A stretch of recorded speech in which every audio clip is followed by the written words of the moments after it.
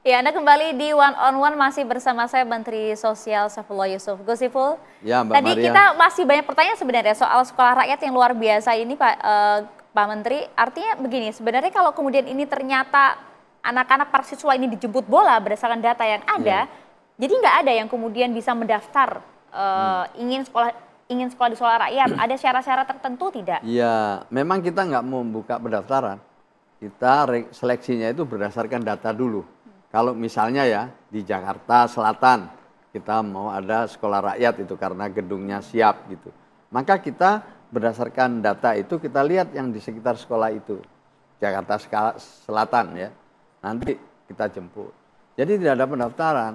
Dan tidak ada memang yang kalau misalnya nggak mau ya nggak apa-apa. Kita cari yang lain. Banyak sekali artinya yang ngantri itu sebenarnya lebih banyak. Nah itu dia, artinya kan akan ada antrian di sana kan Pak? Ya yang di dalam data ya, tapi memang kita tidak buka. Maka kita lihat di situ paling miskin ekstrim yang kita utamakan.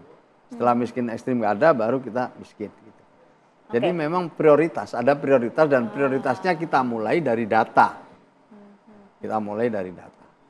Jadi misalnya orang tuanya kadang penghasilannya tadi ya, yang kedua rumahnya masih sewa. Gitu.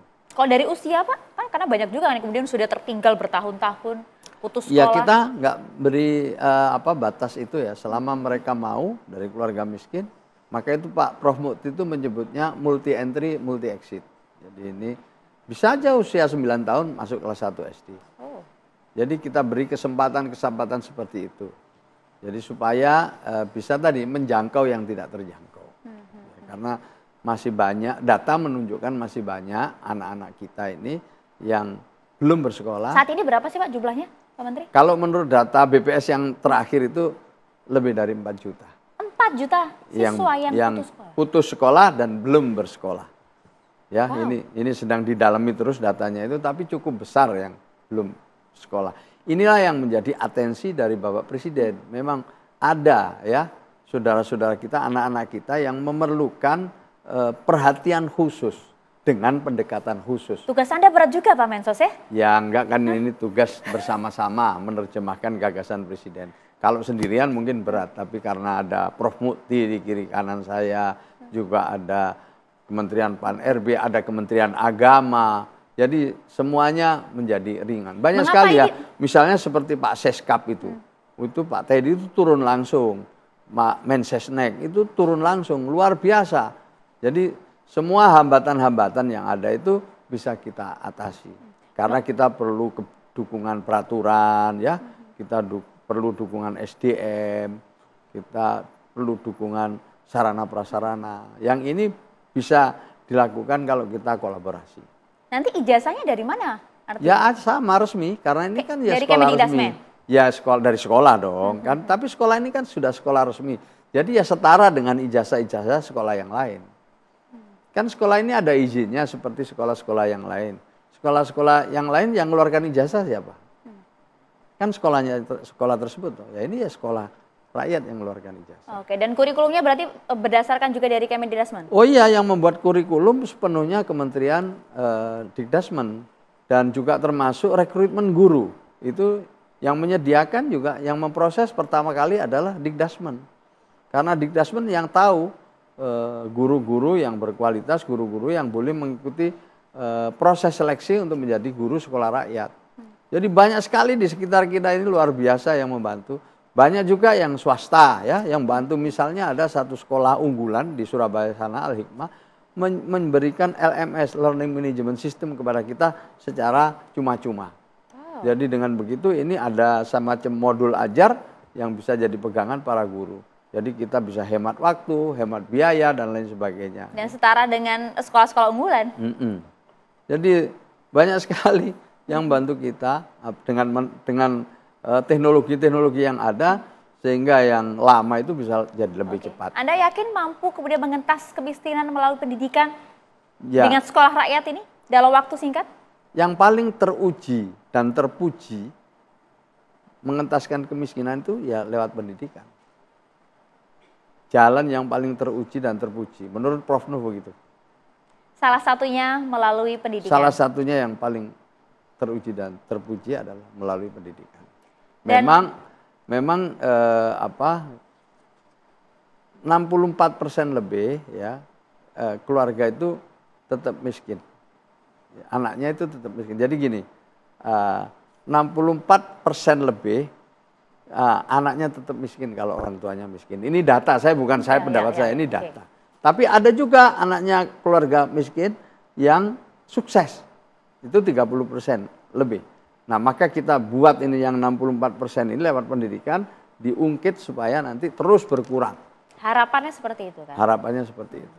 Mengentaskan kemiskinan salah satunya melalui pendidikan, melalui sekolah rakyat. Tapi Kementerian Sosial juga kemudian masih menghadirkan bansos di tengah-tengah rakyat. Tapi kami memiliki data, Pak Mensos, ternyata dari bansos tersebut yang sedang ramai saat ini ya, ada teridentifikasi 571.410 penerima bansos terlibat judol. Ini yang kemudian terungkap saat ini. Di luar nalar kita, Pak Mensos.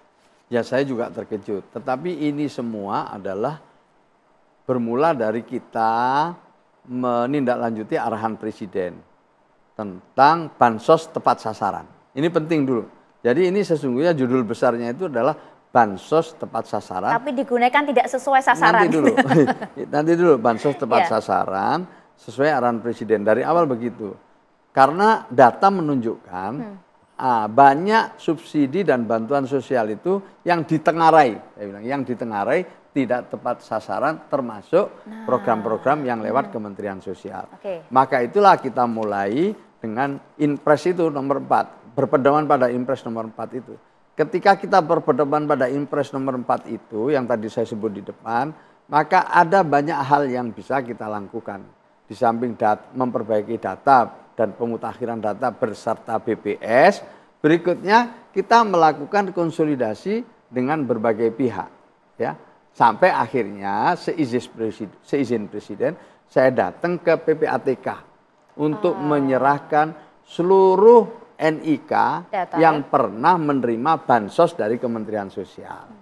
Jadi kami yang datang memang untuk mengetahui profil dari penerima bansos ini. Ada kecurigaan sebelumnya? Banyak, karena dianggap tidak tepat sasaran itu. Siapa sih sesungguhnya penerima bansos kita itu? Karena kan ada yang sudah terima 10 tahun, ada yang terima 15 tahun, ada yang terima 7 tahun, gitu. Maka itu ini siapa saja ini kan kami perlu tahu. Selama ini kami tidak tahu semua profilnya ini. Dan dengan instruksi untuk memperbaiki data ini, maka ini perlu ada langkah-langkah yang nyata. Banyak langkah kita, salah satunya ground check, turun ke lapangan ketemu satu persatu mereka yang telah menerima bansos ini. Persatu persatu, kita belum bisa semuanya. Baru 12 juta keluarga dari 20 juta lebih KPM yang harus kita hadiri, kita harus ground check itu. Dari situ kita udah nemukan sejumlah keluarga penerima manfaat yang tidak seharusnya menerima bansos. Sudah kita temukan. Itu yang tidak sesuai sasaran. Ya, tapi kita juga nggak bisa kontrol kan kemudian bansos ini digunakan untuk apa? Ya, maka itu kemudian bersamaan dengan PPATK yang sedang memblokir penerima bansos, karena bansos tidak hanya dari Kementerian Sosial, kami masuk. Kami ke sana sampaikan, mohon ini untuk dieksplor. Mohon ini untuk bisa dianalisis kira-kira profilnya seperti apa. Dalam waktu singkat ketika NIK yang kami kirim itu ditabrakkan dengan NIK pemain judol, ketemulah 571.000 penerima bansos yang ditengarai main judol dengan nilai transaksi hampir 1 triliun dan 7 juta transaksi lebih. Sebagai Mensos gitu. Gimana tuh suasana kebatinan Pak Mensos? Saya terkejut sekali. Berarti apa yang disampaikan oleh Presiden selama ini terbukti di lapangan. Apa yang disampaikan oleh banyak pihak tentang bansos tidak tepat sasaran itu ternyata ada faktanya. Ini yang perlu saya sampaikan, ini memang ini inisiatif dari kami atas arahan Presiden lewat Inpres nomor 4. Jadi ini adalah bagian dari upaya kita untuk memperbaiki bansos ini supaya tepat sasaran. Nah, hasil dari PPATK baru kita terima minggu lalu, lalu sekarang kita sedang dalami. Seperti apa sih profilnya? Per malam ini tadi saya dapat laporan, kira-kira sudah ada 200.000 lebih lah yang kelihatannya ini tidak akan menerima bansos lagi. 200.000 lebih? Yang kita sudah bisa pastikan tidak akan menerima bansos lagi pada triwulan berikutnya. Karena judo? Ya karena terbukti memang dia main judo. Oke, banyak juga yang kemudian simpang siur wacana di luar sana. Pak Menko juga sampaikan, betul tidak sih kemudian bansos ini akan dibatasi Pak Menteri? Banyak yang ketar-ketir di bawah sana. Perlu saya sampaikan ya, Presiden itu tidak pernah menginstruksikan untuk mengurangi bansos. Bahkan Presiden kemarin memberikan kebijakan untuk penebalan bansos, malah ditambahin lah gitu. Loh, malah ditambahin? Malah ditambahin. Nah, jadi ini sebenarnya seperti apa? Kita tahan dulu lah ya. Ya. Kita akan gali lebih lengkap lagi saja ya. Sesaat lagi tetap bersama kami di One on One.